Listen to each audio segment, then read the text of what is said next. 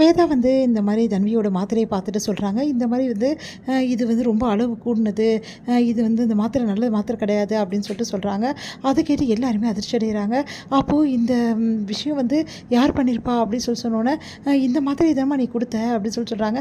நான் இது சொல்லவே சொல்லலை, எப்படி இது உங்களுக்கு கிடச்சிது அப்படின்னு சொல்லிட்டு கேட்குறாங்க. இதையே தன்வி சாப்பிட்டா, அதனால தான் அவளுக்கு இந்த மாதிரி ஆயிருக்கு அப்படின்னு சொல்கிறாங்க.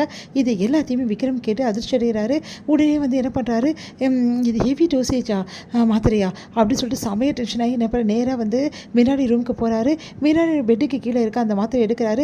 எடுத்து வந்து எல்லார்கிட்டையும் காட்டுறாரு.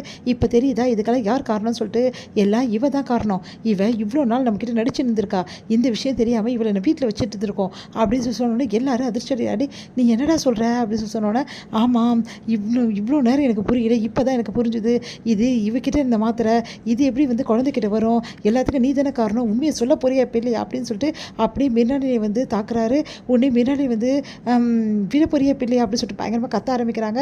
பாத்தியா அப்போ இவன் நல்லா தான் இருக்கா, அப்போ வேணும்னே தான் இவ்வளோ நாள் நடிச்சிருக்கா, அடி பாவி ஏன்டி இப்படிலாம் பண்ண, எங்கள் குடும்பத்தை நாசம் பண்ண தான் இப்படி பண்ணியா, விக்ரம் ஏதாவது பிரிக்க தான் இப்படி பண்ணியா, பாவம் இந்நேரம் வந்து அவங்க 2 பேர் பிரிஞ்சு போயிருப்பாங்க, வேதாவை இந்த வீட்டை விட்டு அனுப்ப தான் இப்படிலாம் பண்ண அப்படி, ஆமாம் அதுக்காக தான் பண்ண, போதுமா அவங்க 2 பேரும் பிரிஞ்சு வாழணுமோ இல்லை வந்து அவங்க 2 பேரும் ஒன்றா சேரணுமோ எனக்கு அதை பற்றியெல்லாம் எந்த கவலையும் இல்லை.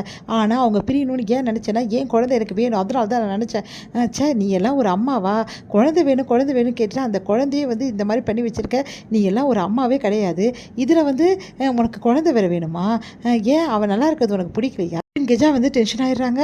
அடுத்து காவேரி வந்து நீ இவ்வளோ மோசமான பொண்ணா, என் பொண்ணு வந்து பாவமாச்சே அப்படின்னு சொல்லிட்டு எல்லாரையும் எதிர்த்து வீட்டுக்கு கூட்டின்னு வந்தாலே இப்படி பண்ணிட்டியே, நீ எல்லாம் ஒரு மனுஷியே கிடையாது, இப்படி பண்ணிட்டியா அப்படின்னு சொல்லிட்டு செம்மையாக டென்ஷன் ஆகிடுறாங்க.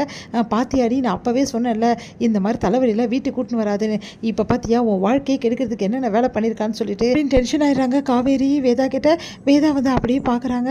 நான் உங்களுக்கு என்னங்க பாவம் பண்ணேன், எதுக்காக இப்படி பண்ணீங்க அப்படின்னு சொல்லிட்டு கேட்டோன்னே, உடனே வந்து இங்கே பார் வேதா, ஓ மேலே எனக்கு எந்த கோபமும் கிடையாது புரியுதா, நீ விக்ரம் கூட வாழாமல் போய் எனக்கு அதை பற்றியும் கவலை கிடையாது, என்னை பொறுத்த வரைக்கும் தன்வி வேணும் தான் நான் இதெல்லாம் பண்ணேன், தன்வியை நீங்கள் பாட்டுன்னு கூட்டின்னு வந்துடுவீங்க, நான் சும்மா இருக்கணுமா, இவ்வளோ பேசுகிறீங்களையே, இப்போ இவ்வளோ வந்து குழந்தைக்கு வந்து கஷ்டமாக இருக்கே, ஆபத்தாக இருக்கே, இதுக்கெல்லாம் காரணம் நீங்கள் தானே, யாராவது பெத்த குழந்தைய வந்து இந்த மாதிரி ஆபத்தில் விடுவாங்களாங்க, இதில் வேறு குழந்தைய வேறு கேட்குறீங்களே, நீங்களா மனுஷங்களா அப்படின்றாங்க.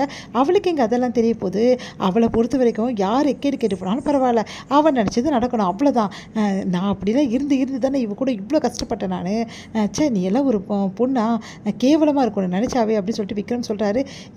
சரி என்ன நினச்சா கேவலமாக இருக்கா, முதல்ல ஒன்றை பார்த்துக்கோ நீ கேவலமாக இருக்கியா இல்லைன்னு சொல்லிட்டு, என்னமோ வந்து நான் தான் அந்த குடும்பத்தை பிரிச்சுட்டேன், விக்ரம் வேதா பிரிச்சுட்டேன்னு எல்லாம் ஓவராக ஏன் மேலே வந்து போடுறீங்க பழிய, விக்ரம் வேதா ஆல்ரெடி பிரிஞ்சு தான் இருக்காங்க புரியுதா, இப்போ தான் எல்லாருக்கும் தெரிஞ்சு போச்சுல என்ன விஷயம்னு சொல்லிட்டு, நான் ஒன்றும் இவங்கள பிரிக்கல, இவங்க ஆல்ரெடி பிரிஞ்சு தான் இருக்காங்க, நான் அதை தெரியப்படுத்தினேன் அவ்வளோதான் அப்படின்னு சொன்னோன்னே எல்லாருமே அதிர்ச்சி அப்படியே பார்க்குறாங்க. இவ்வளவும் பண்ணிவிட்டு எவ்வளோ தைரியமாக பேசிகிட்டு இருக்கேன் அப்படின்னு சொன்னோன்னே, ஆமாம் நான் பேச தான் செய்வேன், இப்போ கூட சொல்கிறேன் இது எல்லாமே தன்விக்காக தான் நான் பண்ணேன், ஆனால் அந்த தன்வி வந்து நல்லா இல்லையே, இப்போது அவள் எங்கே இருந்தாலும் நல்லா இருக்கணும்னு நினைக்கிறவங்க தான் பெத்த தாய், ஆனால் நீ எல்லாம் ஒரு பெத்த தாயா, உன்னை பார்த்தாவே கோவமாக வருது, முதல்ல என் கண்ணு முன்னாடி நிற்காத மரியாதைங்கிறது போயிட்டுன்னு சொல்லிட்டு விக்ரம் கத்துறாரு. நீ என்னடா பார்த்துட்டு சும்மா இருக்க அப்படின்னு சொல்லிட்டு கெஜா வந்து என்ன பண்ணுறாங்க, அப்படியே மின்னாடியே கழுத்து பிடிச்சி வெளியே தள்ளுறாங்க. பின்னாடி செம கடுப்பாக எல்லாரையும் பார்க்குறாங்க. இதோட முடியுது.